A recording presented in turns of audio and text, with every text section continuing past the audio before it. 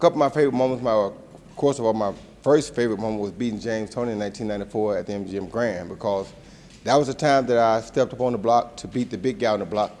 And when I came to beat the big guy on the block, he definitely was the big guy on the block. He was the man that was the man at the time. So it's like a lot of people think that I dig stuff from nowhere to say nowadays when I'm talking about boxing, when I'm talking about pound-for-pound fighters, when I'm talking about different things, but it's like, I don't dig, I only go from my knowledge and my experience, you feel me? So when I fought James Toney was the man. Had I fought the same fault that I fought with Bernard Hopkins, and I beat him every round, but I really didn't I beat him easily every round, but I didn't take no risk because I didn't have to. I beat him so easy, it didn't make sense to take a gamble. And he was not the man, he was just the guy I was fighting for the middleweight title. So I safely, smartly took him apart with one hand. With James, on the other hand, it was a little bit different. When you approach pound-for-pound supremacy, you got to dominate that other guy, or you're not really pound-for-pound the best. It's still a question of who, like right now, we still don't really know who the best fighter out of Triple G and Canelo ever is. Why? Because nobody dominated, right? After the first fight with Ward and Kovalev, we still arguing about who won the fight. Why? Because nobody dominated. Well, if don't nobody dominate, then you don't deserve to take the man's title, because he is the man. For you to be in his spot, you got to prove that you can dominate him. If you can't dominate him, then why should we give you his spot? Because we know what he can do. He already proved himself. So when I came in '94 to beat James Toney, I came to beat the man. And it was so bad for me that when he fought Iran Barkley, they wrote him and said, you got 10 days to let us know whether you want to keep the middleweight title or the super middleweight title, right? When I signed to fight him, because I want to give the fans the fight they want to see who can beat the man right now, I was stripped of my title right away. I didn't get no chance to say, okay, if I beat James, I got 10 days to tell them whether I want to stay title. No, they stripped me of my title as soon as I signed to fight James. But that's how sure I was that I was going to beat James. That's how sure I was that I was the man at the time. I said, y'all take that. I ain't gonna need it, I'm gonna have this one anyway. So y'all take that, and that's what happened. But my second member was John Reese, because that was something that God gave me that I never dreamed of having. I never thought that I would even fight for a world heavyweight title, because I never was a heavyweight. I turned professional as a dream middleweight, so I never thought in a million years that I would ever be even thinking about fighting for a heavyweight title. Yes, sir. Well, I was just gonna say, it was kind of a surprise announcement for all of us. I mean, for you to be fighting again, and then not only do that, but to fight on UFC Fight Pass. Can you just talk about how this whole thing came together? Well, I can say this for any kids, anybody out there watching. This is a true story, a true testament. When they say you reap what you sow, that's a very true statement, because back in '94 when I was on the tour to fight James Toney, a kid came up to me and said, could he go down to the arcade and play games with me on the press tour? And I'm finna fight the baddest man I ever fought in my life. You know who that kid was? Dana White. So now I'm at the end of my career, and he's thriving in his career. Look who came back to give me something I never thought I'd see. A fight, my last fight on UFC Fight Pass. No boxer has fought on UFC Fight Pass yet. So when they tell you, you reap what you sow, be careful what you sow, because you will reap that. And you should sow good seeds, therefore you reap good seeds. I never saw this coming, but that's a true statement of you reap what you sow. You know, I took him in, we hung out, we played games, we did our thing. I didn't even really remember him at the time. He came to me later on and said, you remember that kid you hung out with during that press tour? Because I don't do things to remember it, I do things because that's who I am. You understand me? So when I do a good deed, I don't write that down in my memory that I did that for you. I don't care. You know who knows I did that? You, and God knows. That's all that matters to me. But he remembered. So he came back, and look what he's doing for me right now. Pretty amazing to be here today and look at, like, you've seen MMA come up from nothing, and now you're here in this, multi-million-dollar facility. You never know what God has in store for him.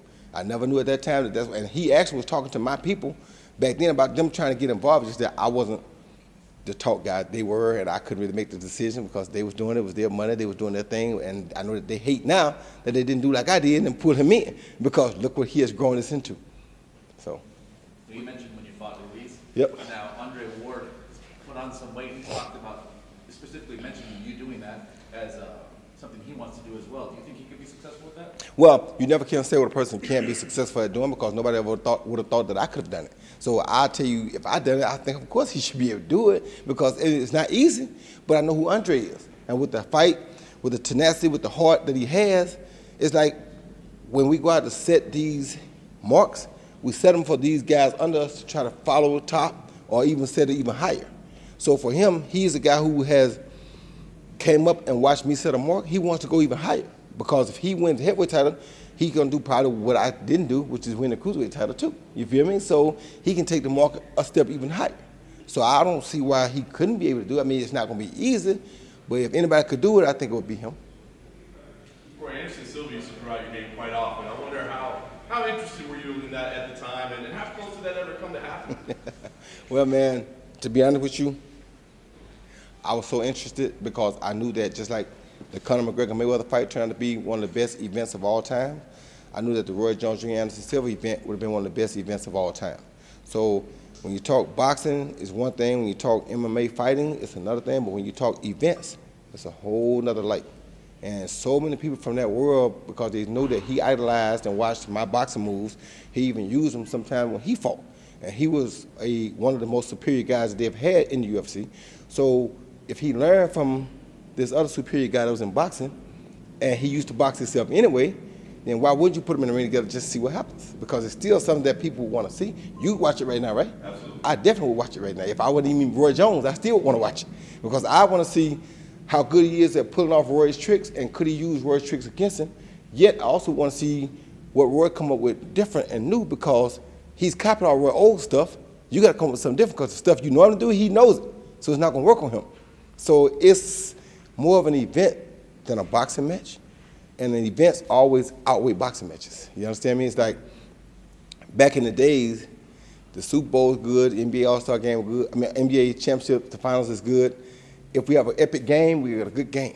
But when we play the All-Star game, you got the best of the best. We all want to see how that happens, how they will merge on the court, how will this guy and this guy play together, how will that guy stop this guy. It's stuff we can't dream of.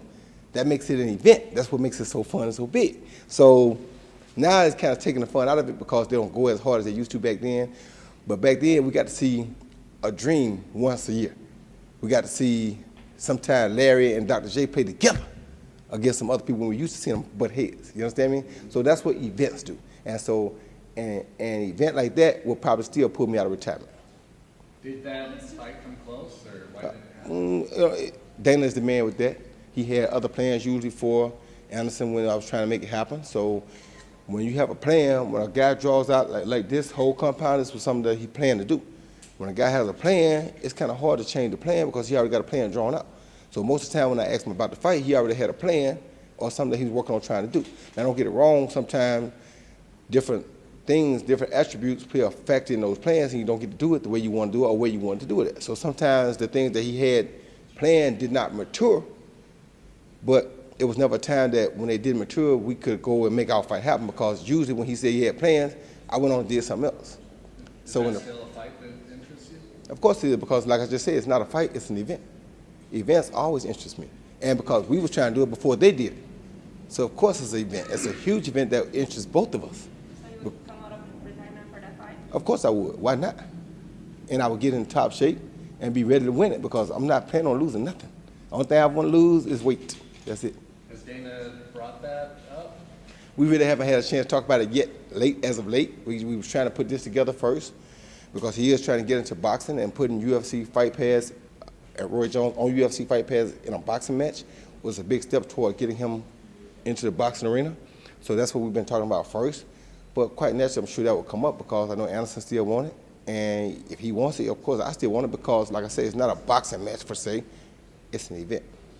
What do you think of Dana White getting into boxing? I think it's a brilliant idea, because he has a lot of things that he's learned from the UFC by doing things his own way. Brought the UFC to a spot where boxing never has gotten to yet. You understand me? So it's like with those different ways of looking at it, you bring new blood, new ideas to a game, you're gonna make that game go up even more. So I look forward to him coming into boxing, because I think with that, we can take boxing and take it up even another level. Do you think he'll pull some of the UFC fans in? Of course he will, because like I said, even with these events like this, that pulls some UFC fans over already because of the event. So now if you can help this side get better and this side get better, you're gonna have an even big event at the top when you do decide to put an event together. So why would he not? You have your own promotion company. Do you see yourself working with them in some of your events? Of course. That's why we're doing it now. That's what my whole goal is, to put us together so we can work better. You feel me? It's like everything I do is always to help people come together and work better. You know, it's like people say, you got Russian citizenship. Well, yeah, I got Russian citizenship because they offered it. and they're very nice people, and it's like 90% of the population knows Roy Jones Jr. as a fighter.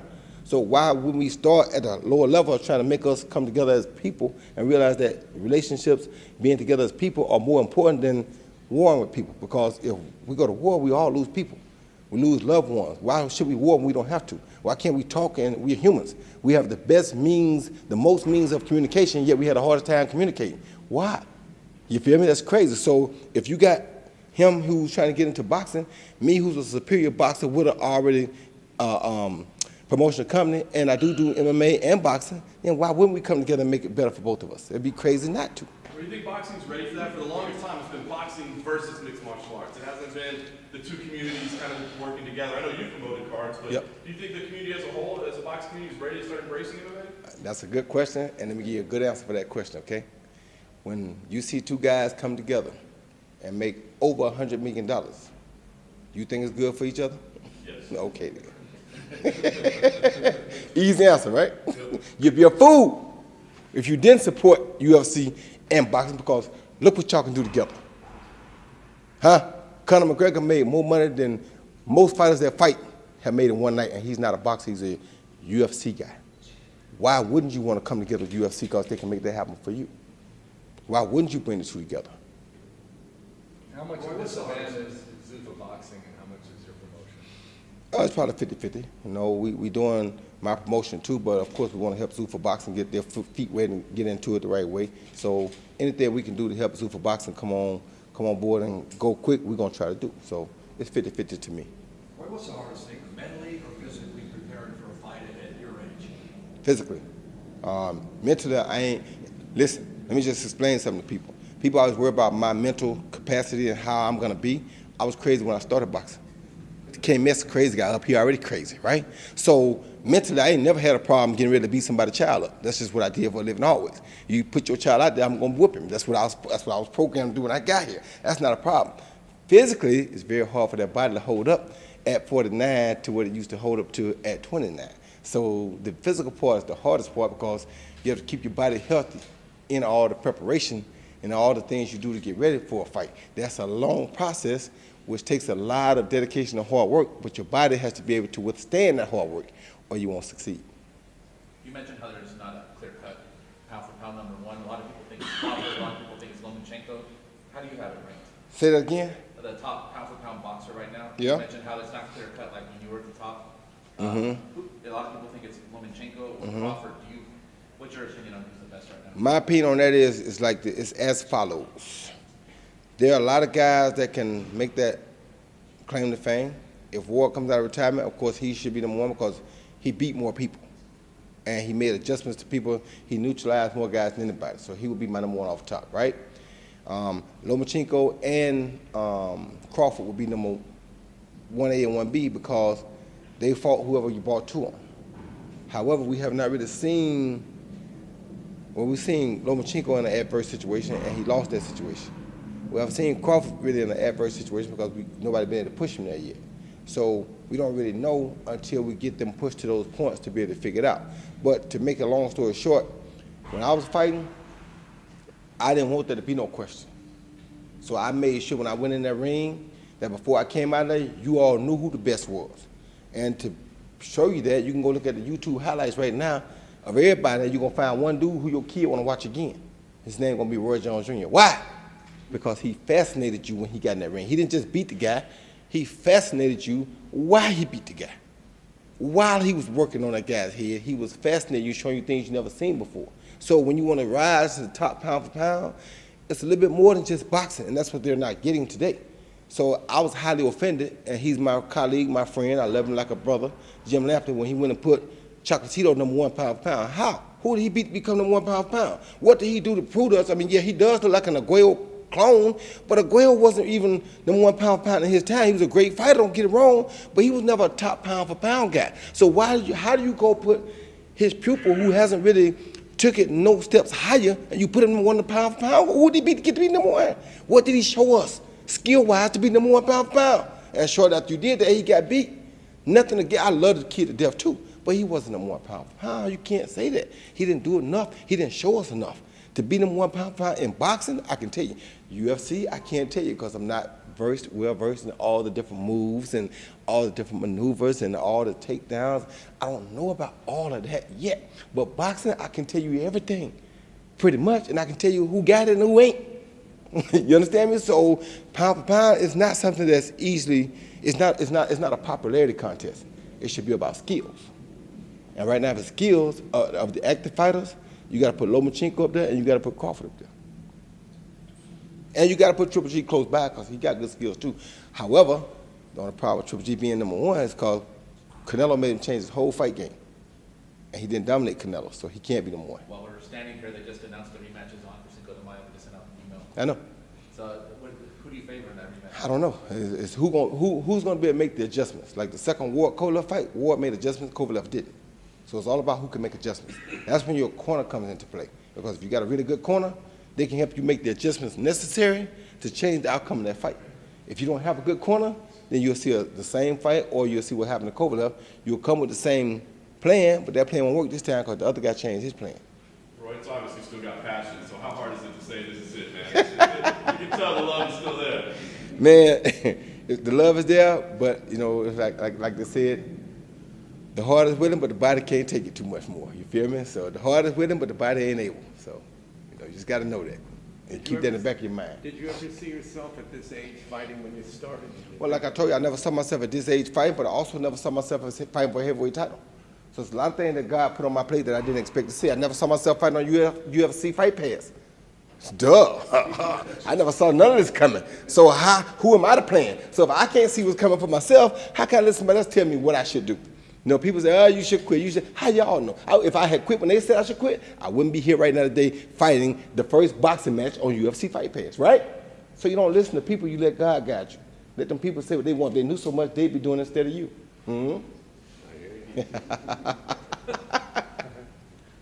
Anybody else? From everything you have accomplished in your career, which moment was the most special? Ma'am, it's really hard to say which moment was the most special, and I thank God for that. And this is nothing offensive to your question, but I thank God for it because there were so many beautiful moments that it's hard for me to say which one was the best.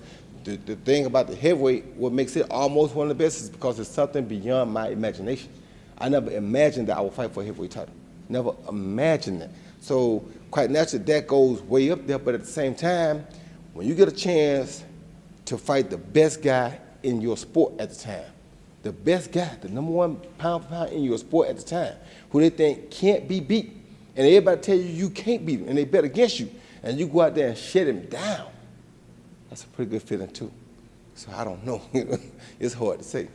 You know, when you go out there, you fight a guy that's ranked number one, you got to fight him. So you don't want to fight him because you know he really to you ain't on your level, but you got to fight him to keep your title. They're going to strip you, and you go out there and you put your hand behind your back, and you knock him out with your hand behind your back.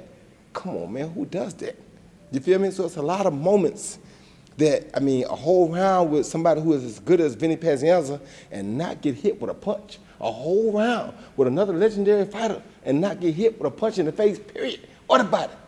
You know, there's so much to go back and look at that it's hard to say which one was the best. I did so much that it's hard to say what was the best for me.